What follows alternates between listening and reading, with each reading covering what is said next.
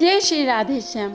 क्या आपने कभी सोचा है कि आपकी पत्नी सिर्फ इस जन्म की साथी है या फिर कई जन्मों से आपकी आत्मा से जुड़ी हुई है? आदि शंकराचार्य के ज्ञान में छिपा है एक ऐसा रहस्य जो पति पत्नी के संबंध को बिल्कुल नए दृष्टिकोण से समझाता है। आखिर कर्म, भाग्य और आत्मा का यह गहरा संबंध कैसे बनता है? इस वीडियो को अंत तक ज़रूर देखें, क्योंकि जो सत्य आप जानने वाले हैं वह आपको हैरान कर देगा। एक वृद्ध सन्यासी ने आदि शंकराचार्य से ऐसा प्रश्न पूछा जिसे सुनकर वहां बैठे सभी सन्यासी स्तब्ध रह गए। उसने कहा, यदि आत्मा अकेली है, यदि सत्य केवल एक है, तो फिर पति और पत्नी का संबंध इतना गहरा क्यों होता है कि एक के रोने पर दूसरे की आत्मा तक कांप उठती है? क्यों कुछ लोग पहले ही भेंट में अजनबी नहीं लगते, और क्यों कुछ विवाह सुख नहीं बल्कि जीवन भर का संघर्ष बन जाते हैं? प्रश्न समाप्त होते वातावरण में ऐसा मौन छा गया मानो स्वयं समय उत्तर सुनने के लिए रुक गया हो। शंकराचार्य ने वृद्ध की ओर देखा, फिर दूर अंधकार में बहती हुई नदी को निहारते हुए धीमे स्वर में कहा, क्योंकि बहुत बार तुम्हारी पत्नी केवल इस जन्म की स्त्री नहीं होती, वह तुम्हारे कर्मों का जीवित फल स्वरूप होती है। और यही वह वाक्य था जिसने वहां उपस्थित हर व्यक्ति के भीतर एक अनोखा अनदेखा तूफान खड़ा कर दिया। दीपक की लौ हल्के हल्के कांप रही थी। शिष्य समझ नहीं पाए कि किसी मनुष्य को कर्म का फल स्वरूप कैसे कहा जा सकता है। तब शंकराचार्य ने एक कथा सुनाने आरंभ की। उन्होंने कहा, मनुष्य सोचता है कि विवाह दो शरीरों का मिलन है, लेकिन प्राकृतिक का विधान इससे कहीं अधिक गहरा है। कई बार दो आत्माएं जन्म जन्मों तक अधूरे रह गए आरों को चुकाने के लिए साथ आते हैं। जो प्रेम तुम आज अनुभव करते हो वह संभव है किसी प्राचीन जन्म की अधूरी प्रतिज्ञा हो, और जो पीड़ा तुम झेल रहे हो वह भी संभव है किसी भूले हुए कर्म का परिणाम हो। शिष्य सुन रहे थे, पर उनके मन में एक नया प्रश्न जन्म ले चुका था। यदि ऐसा है तो क्या हर पत्नी हमारे पिछले कर्मों का कोई रहस्य अपने भीतर छुपाए बैठी है? शंकराचार्य जी ने उत्तर देने की बजाय एक और प्रश्न रखा, क्या तुमने कभी देखा है? उन्होंने कहा है कि कुछ दंपति बिना शब्दों के एक दूसरे को समझ लेते हैं, और कुछ ऐसे भी होते हैं जो जीवन भर साथ रहते हैं फिर भी अजनबी बने रहते हैं। फिर वे कुछ क्षण मौन रहे। यह केवल स्वभाव का अंतर नहीं है। आत्माएं जब मिलती है तो वे अपने साथ स्मृतियों का सूक्ष्म बीज भी लाती है। शरीर बदल जाता है, नाम बदल जाता है, चेहरा बदल जाता है, लेकिन सूक्ष्म संस्कार नहीं बदलते। यह सुनकर एक युवा शिष्य के चेहरे का रंग उड़ गया, क्योंकि उसे अचानक अपनी पत्नी के साथ पहली मुलाकात का वह अजीब अनुभव याद आ गया, जब उसे लगा था कि वह उस स्त्री को पहले से जानता है। शंकराचार्य जी ने कहा, तुम्हें यह जानकर आश्चर्य होगा कि हर संबंध प्रेम के कारण नहीं बनता, कुछ संबंध न्याय के कारण बनते हैं। शिष्य चौंक उठे। न्याय? उन्होंने पूछा। शंकराचार्य ने सिर हिलाया। हाँ, प्रकृति किसी को दंड देने के लिए तलवार लेकर नहीं आती, वह संबंधों के रूप में आती है। कभी वह मित्र बनकर आती है, और कभी संतान बनकर आती है, और कभी पत्नी बनकर। जो कर्म तुमने बोए हैं वही किसी दिन तुम्हारे सामने एक जीवित मनुष्य के रूप में खड़े हो जाते हैं। यह बात सुनकर शिष्य के हृदय में एक अनजाना सा भय उतरने लगा। फिर उन्होंने एक व्यक्ति की कथा सुनाई जो अपनी पत्नी से अत्यंत क्रोधित रहता था। उसे लगता था कि उसकी पत्नी हर समय उसका विरोध करती है। वर्षों तक वह उसे दोष देता रहा, लेकिन एक दिन एक सिद्ध योगी ने उसे बताया कि पिछले जन्म में वही व्यक्ति एक प्रभावशाली व्यापारी था, जिसने अपनी पत्नी की भावनाओं को कभी भी महत्व नहीं दिया था। जिस उपेक्षा का बीज उसने बोया था वही अगले जन्म में उसके सामने अनुभव बनकर खड़ा था। शंकराचार्य ने कहा, कर्म केवल घटनाएं बनकर नहीं लौटते, कई बार वे व्यक्ति बनकर लौटते हैं। और ऐसा वाक्य सुनते ही ऐसा लगा मानो किसी ने अदृश्य पर्दा हटाकर संसार की एक छिपी हुई व्यवस्था दिखाई दी। नदी के तट पर बहती हुई ठंडी हवा अब और भी रहस्यमय लगने लगी थी। शिष्य ध्यान से सुन रहे थे। शंकराचार्य ने कहा, लेकिन इसका अर्थ यह नहीं है कि हर दुखद विवाह पिछले जन्म का दंड है। कभी कभी दो आत्माएं एक दूसरे के उत्थान के लिए भी मिलती है। एक आत्मा दूसरी आत्मा को जगाने आती है। वह तुम्हें चुनौती देती है, तुम्हारे अहंकार को तोड़ती है, तुम्हारी कमजोरियों को सामने लाती है और तुम सोचते हो कि वह तुम्हें कष्ट दे रही है, जबकि वास्तव में वह तुम्हें मुक्त करने का कार्य कर रही होती है। यह विचार इतना विचित्र था कि कई शिष्यों ने उसे तुरंत स्वीकार नहीं कर सके। एक शिष्य ने पूछा, यदि पत्नी हमारे कर्म का परिणाम है तो क्या हम अपने भाग्य को बदल सकते हैं? शंकराचार्य ने मुस्कुराया, भाग्य और कर्म का संबंध वैसा ही है जैसे बीज और वृक्ष का।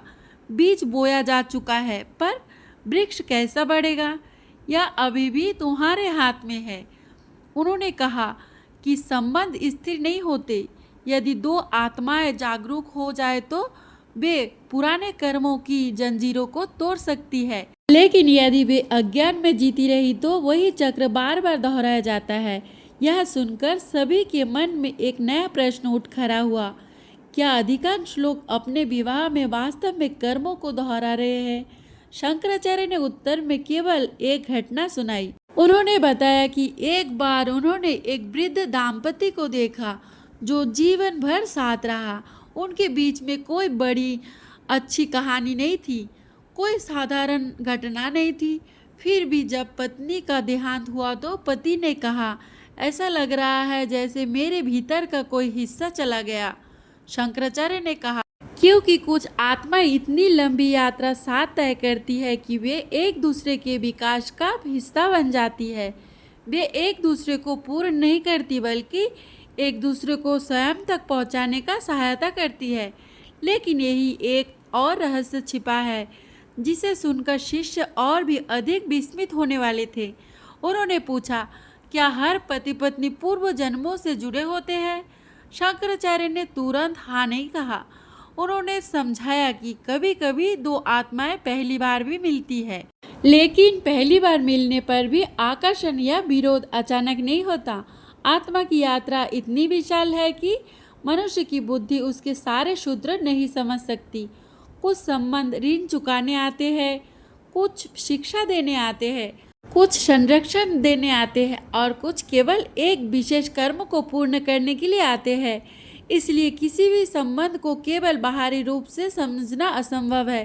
धीरे धीरे शिष्यों को महसूस होने लगा कि विवाह का अर्थ समाज ने जितना सरल बना दिया है, वास्तव में वह उतना सरल नहीं है। शंकराचार्य ने कहा, जब तुम अपनी पत्नी को केवल एक व्यक्ति समझते हो तब तुम संघर्ष करते हो, लेकिन जब तुम उसे अपने कर्मों के दर्पण के रूप में देखना आरंभ करते हो तब तुम्हारे भीतर समझ का जन्म होता है।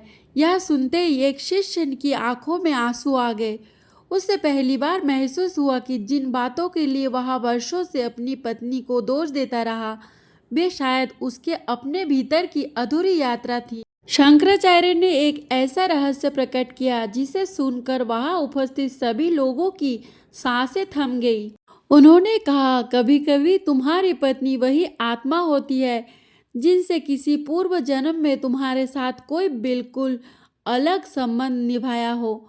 वह माँ भी हो सकती है, मित्र भी, शिष्य भी, या कभी कभी तुम्हारा विरोधी भी।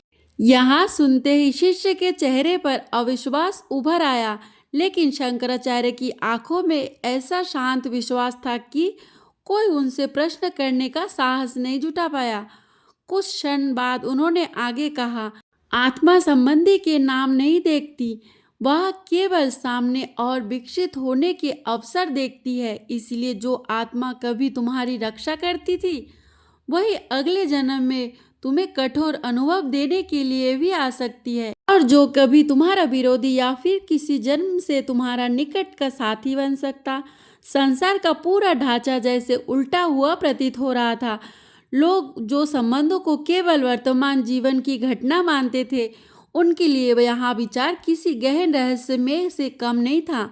एक शिष्य ने भयभीत स्वर में पूछा, तो क्या हम कभी जान सकते हैं कि हमारी पत्नी और हमारी आत्मा का वास्तविक संबंध क्या है?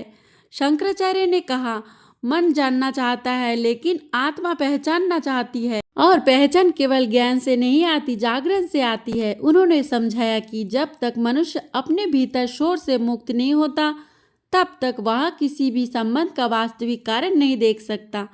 वह केवल घटनाएं देखता है, उनके पीछे छिपी चेतना को नहीं। शंकराचार्य ने कहा, बहुत से लोग पूरी जिंदगी यह सोचते हुए बिताते हैं कि उन्हें गलत जीवन साथी मिला है, परंतु कई बार समस्या जीवन साथी में नहीं, उस पाठ में होती है जिसे वे सीखना नहीं चाहते। यह वाक्य शिष्य के हृदय में तीर की तरह उतर गया, क्योंकि हर व्यक्ति अपने जीवन में किसी न किसी ऐसे संबंध को याद कर सकता था जहां वह केवल दूसरे को बदलना चाहता था, स्वयं को नहीं। फिर उन्होंने एक गहरी बात कही, जिस दिन तुम अपनी पत्नी को बदलने की वस्तु नहीं बल्कि समझने योग्य आत्मा के रूप में देखोगे, उसी दिन तुम्हारे कर्म का एक बड़ा बंधन टूटना शुरू हो जाएगा, क्योंकि कर्म का सबसे बड़ा ईंधन प्रतिक्रिया है और इसका सबसे बड़ा अंत समझ है। यह सुनते ही ऐसा लगा मानो वर्षों से उलझी हुई कई गांठ धीरे धीरे खुलने लगी हो। लेकिन कहानी का सबसे गहरा रहस्य अभी शेष था। शिष्य अब पूरी तरह मंत्रमुग्ध थे।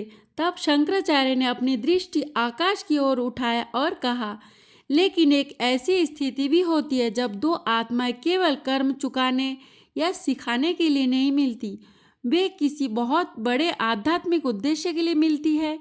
ऐसे संबंध दुर्लभ होते हैं, उनमें आकर्षण से अधिक जागरण होता है, अधिकतर से अधिक स्वतंत्रता होती है और प्रेम केवल भावना नहीं, साधना बन जाता है। यह सुनते ही सभी के मन में एक ही प्रश्न उठा, ऐसे आत्माओं को पहचाना कैसे जाए? शंकराचार्य ने उस प्रश्न का उत्तर तुरंत नहीं दिया।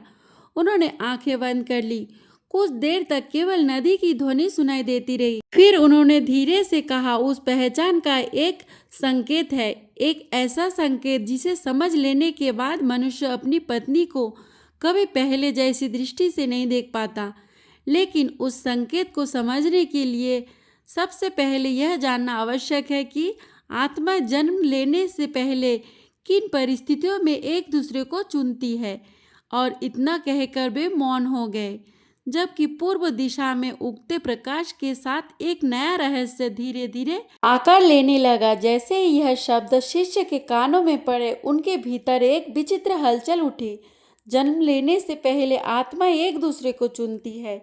यह विचार ही इतना रहस्यमय था कि उसे समझना आसान नहीं था। शंकराचार्य ने धीरे से कहा, मनुष्य पृथ्वी पर आने के बाद सब कुछ भूल जाता है, लेकिन आत्मा नहीं भूलती। वह जानती है उसे किन अनुभवों से गुजरना है।